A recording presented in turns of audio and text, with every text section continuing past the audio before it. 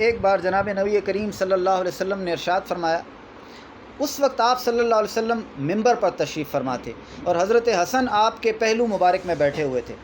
جناب نبی اقدس صلی اللہ علیہ وسلم بعض دفعہ لوگوں کی طرف دیکھتے، پھر حسن کی طرف دیکھتے۔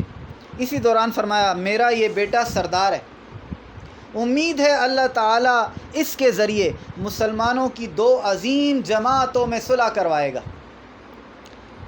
اس روایت کو امام بخاری نے روایت کیا صحیح میں، مشکات شریف میں جلد اول صفحہ 569 تحت مناقب اہل البیت میں آئے ہے۔ مصنف ابن ابی شیبہ امام بخاری کے استاد ہیں، جلد نمبر 12 صفحہ 96، حلیۃ الاولیاء امام ابو نعیم اصبہانی جلد نمبر 2 صفحہ 35 تذکرہ الحسن بالعلی میں ذکر کیا ہے۔ اس کا مطلب ہے اس کی طرق بہت زیادہ ہیں۔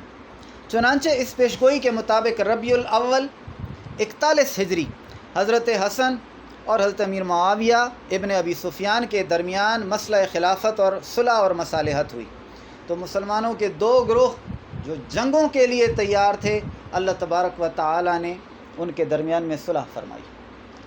یہاں یہ بات بھی قابل ذکر ہے، یہ روایت ہر جگہ موجود ہے کہ میرا یہ بیٹا سردار ہے اور اللہ تعالیٰ اس کے ذریعے سے مسلمانوں کے دو گروہوں میں صلح کرے گا۔